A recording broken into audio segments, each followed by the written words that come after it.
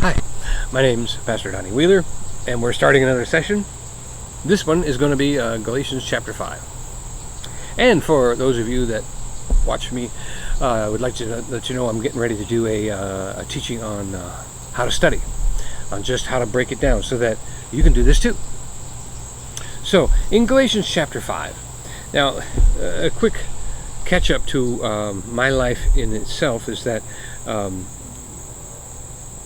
there's more for me to being a Christian than a lot of people because I needed deliverance. I had a lot of things going on in my life. I had a heck of a past, parents, grandparents, things like that, where I was dealing with more than what was just my fault. What that means is, in a way, whatever your parents dealt with, you deal with too. And on top of that, you got to deal with your own stuff. Now, that doesn't seem fair. And so God said, yeah, that's not fair. I'm going to make a way so that you can be free from your past, not only your past, but the past of those who raised you and grandparents and great-grandparents and stuff like that. Now, why would God do that? Why would God set it up that if your great-great-grandfather was a crime boss, murdered people, that why is that? That's not fair that should affect you. That out of the blue you're thinking thoughts of murder. Out of nowhere you're like, I want guns. I want machine guns, and I just, boy, those people make me so mad. I just want to kill them. And you're like, where do those words come from? Where do those emotions come from? Why do I think like that? And it's not fair that great grandpa did this, or generations ago there was blood sacrifice in your ancestors or something like that affecting your life, and or think of it as physical. It could be something that's physical. You've heard that, grandpa died at 55. Your dad died at 59. You won't make it past 60. Things like that. It's like coming through your genealogy. Well, that's not fair. And God said, no, that's not fair. And well, God, why did you set it up that way? He said, I didn't. And I'm, he speaks to my heart. He doesn't say it to my ears. But it was almost indignant. And it's in the Bible. It says that the sins of the fathers, the things that people do wrong, can be visited to the fourth generation. He said, but the way God set it up is, what if instead of being Dillinger, what if your great-great-grandfather was an evangelist, or a judge, or a doctor, or a preacher? The same problems that come down from the line of a bad parent means that the good things come down the line from a good parent. There's been studies done about it, so it's true. And what you can do is, you understand that God set up a system to set you free from the effects of the people in your history, so that you can live a peaceful life with a calm self inside of you, and not living the lives and mistakes of others. Now, so that's a long story short. When I was becoming a Christian, I needed deliverance. I needed to get some things out of me that just, a lot of things you can do with a pill, a lot of things you can do with prayer, but there are some things that just have to be cut out. I mean, same with the physical body. There are some things you can do with medicine, but other things, they just got to open you up and cut them out. And basically that's what I needed. I needed deliverance. I needed some things taken out of me spiritually in order to have a right mind. So after that happened, that system began to get started. I started memorizing scripture because I wanted to be prepared. And it was like the lady that I was working with, her name was JoJo. She worked with me, and she fasted and prayed and got me free to where I could begin to live a life as just one person. And I honor her after all these years still. And what she said to me was, you're not completely free yet. There's more to do. And it took months and months and months to get completely free. And the main reason that happens is because we as as beginners, we don't have the experience. And there's a verse in the Bible that says that this one person had the devil cast out of them, and that devil went into hot, dry places. Oh, yay! Hot, dry places gone. But finding no place to rest, went and got 7 spirits worse than itself, and went back to the place it came from, which would be the body it was cast out of, and entered into that body, making it worse than before. Because he found the body all clean, all washed up, but then they didn't go to church. They didn't fill themselves. They didn't have their scriptures. They didn't fight. They just got, they just thought, ooh, I'm set free, I'm clean. But then they did not fill that house, their body, their mind, their thing, with the presence of God. And so they're just empty, and the devil went right back in. So you've got to fill yourself up. So anyway, that's what we did. I studied scriptures, and she told me I had to memorize scripture. So I developed something from the story of David, where before he went and fought Goliath, he picked up 5 smooth stones. And so what I did was I went and I found 5 scripture clusters, usually 4 or 5 verses that went together, or 2 or 3, and memorized them. Because honestly, it's not, everybody says, the scripture, the Bible works. Well, the scriptures in the Bible, they really don't work, because they're written on a page. Now, I know you're laughing, you're mad at me, but it's not the scripture that Grandma had on the wall that you read every time you visited her that works. It's not the scripture that you have on your walls in your house, or on a bumper sticker on a car in front of you. The scripture that works is the one that comes out of your mouth. If it doesn't come out of your mouth, it's not going to work. Now, the reason you memorize scripture is because it needs to come out of your mouth right when the situation is going on. And honestly, I didn't believe it would work. I didn't know that it would work. But I would just start saying the scripture over and over again, memorizing the scripture, and it worked. Because all of a sudden, I don't know if you've ever had this happen where you cuss or you swear or you get angry and you don't even know it. You're angry before you realize that you've said something that you didn't even want to say, and it's all happened right in front of you, and it's too late. It's out. As you memorize scripture, all of a sudden, I began to feel those words of anger, those cuss words, things like that in the back of my mouth, ready to come out. Instead of them, they're out, they're gone, I've already said it, too late, I started to notice them before they came out. I started to say, I'm getting angry, I'm not even going to go there. Instead of going ahead and getting angry because I deserve it, or they've made me angry and I'm going to let them know. All of a sudden, all that stuff starts to push back. You begin to become more than just your flesh and just your body and just your emotions. And so that encouraged me. So I was, my number one, like when you make changes in your life, it was kindergarten changes your course, and high school changes your course, and graduation changes your course. This scripture, Galatians 5:1, is one of the turning points in my life. It says, "So Christ has truly set us free. Now make sure that you stay free and don't get tied up again with slavery to the law." Another, the NIV says, "For Christ is freedom. And the freedom that Christ has set you free with, stand in the freedom that Christ has set you free with, stand firm. And do not let yourself be burdened again by the yoke of slavery." Then in the Greek, it says, "For freedom, Christ has set us free." What does that mean? That's exactly what I said just a few minutes ago. Jesus Christ did not set you free to make you a Christian. He set you free to give you that ability, that choice. You realize God is all about free will. He died so you would have free will to accept him or not. Because true love is based on free will.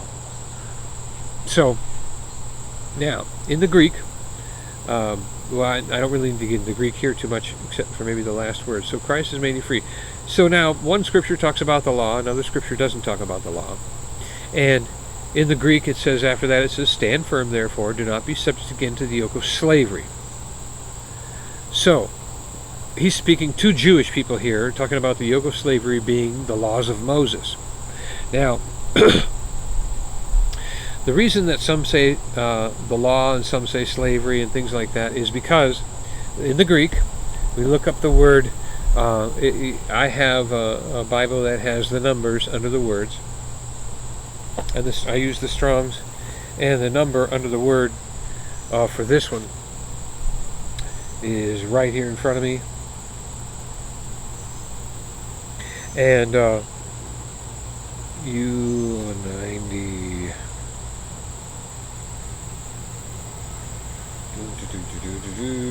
Glorious condition.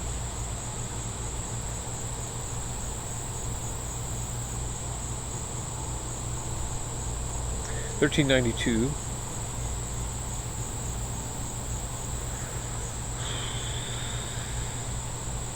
Okay. So, $13.97 is the word. Bondage, equivalent to the law. And it says here, now this is the word slavery in Galatians chapter 5. So the word slavery in Galatians chapter 5 is $13.97. $13.97, Galatians chapter 5, verse 24 says, the Mosaic system said to have caused, on account of, or the grievous burdens, and its precept opposed on those who listen. So slavery is, in this situation, talking about slavery to grievous burdens, precepts imposed on those who hear.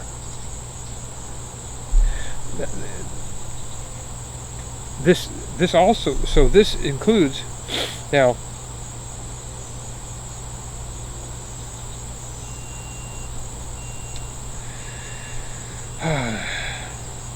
okay, so we'll stick with that. For those who are not Jewish, what this means is your flesh. Because what the law of Moses did was govern the flesh. The laws, how to keep the people in line. The 10 Commandments. These are laws that are for the flesh.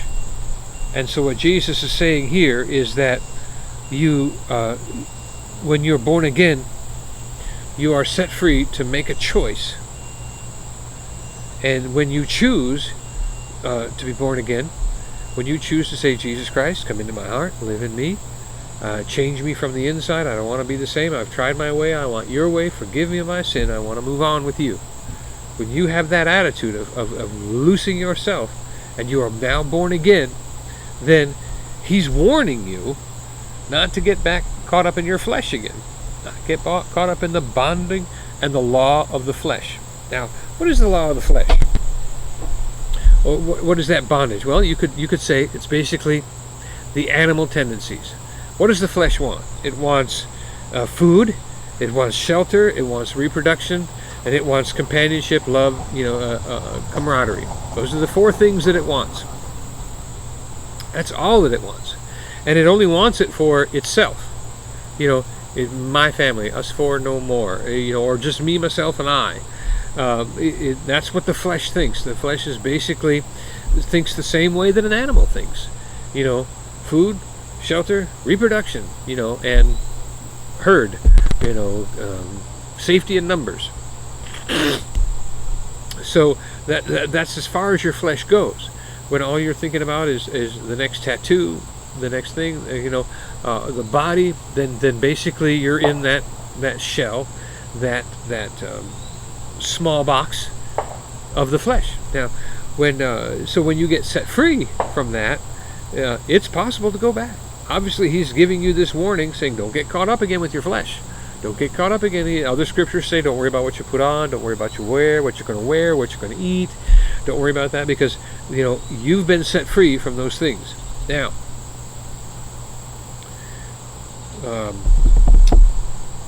something that changed. There is only one Bible. Okay? There's an Old Testament and a New Testament. But I want to put forth to you that I believe in the Bible as being one book. It's an instruction book. And when you've ever been in any kind of training or instruction, in any kind of teaching, there's always the information, then the demonstration, then the activation. Okay? And I choose those words very carefully. So, in the demonstration is the Old Testament. I mean, the information is the Old Testament.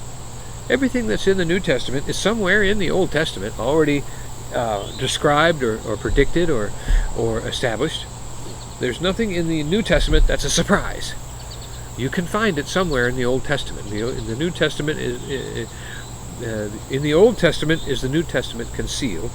In the New Testament is the Old Testament revealed. But there's the third one, and that is the four Gospels. So you have the information in the Old Testament. Now the New Testament starts. Now in the New Testament, the Gospels are the demonstration. And starting with Acts is the activation. So I consider it three because in the Gospels it is training. It's, okay, Jesus saying, this is how I did it, this is what I want you to do. This is how I said it, this is what I want you to say. This is how I act, this is how I want you to act. Now watch me act that way, and now do the same thing. It's perfect. It's textbook. It was that way. I was in the military, the Coast Guard. It's exactly what they would do. They would give you information on how to fight a fire. Then they would put on the equipment and fight the fire. Then they would turn around and put the equipment on me, and I would fight the fire. It would be information, demonstration, and activation. And I believe this Bible is the same way. So here in the Gospels, this is activating. And what you're doing is you're activating this new flesh, this new body, this new person, this born-again person. You are activating. You have to activate it. And don't fall back into what you used to do, which obviously you can, or it wouldn't have to warn you. So it's like in the Old Testament, they said, don't touch, don't taste, don't do this, don't touch the lepers, don't do this, don't touch that, don't go there. You have to be completely clean. But in the New Testament, it's like, go and touch, go and tell them, go and do it, go and watch them, go and hold them, hug them, hold them, touch them, bless them, heal them. Everything's different in the New Testament. It's almost like it's a whole reversal. And so, I'm getting carried away here. So, this scripture that I memorized was something that has to come out of my mouth, because every time I'm seeing like my old man, well up, I'm starting to get angry or anything else like that. Instead of getting angry, I'm saying, I stand fast in the liberty Christ gave me, the freedom that God gave me, and I'm not going to be in bondage to my flesh again. I stand fast in the liberty God gave me, and I'll be not entangled again with this yoke of bondage. I stand fast. Galatians 5:1, I stand in the liberty that Christ gave me, and I'll be not entangled again with the yoke of flesh. I'll not do it. I won't. And you know what? While I'm saying it, I don't even believe it. But I'm telling you, it works. Because you see, faith comes by hearing, and you begin to speak it, and the next thing you know, you've got control of it. It doesn't get you like it used to get you. It doesn't run you over like it used to run you over. Anyway, long enough. This is Pastor Donny Wheeler. Bless you. And the next thing we're going to do in the next session, or in one of the sessions, you'll find it somewhere, is how to break it down in the Greek. Bless you. Have a good day. Bye.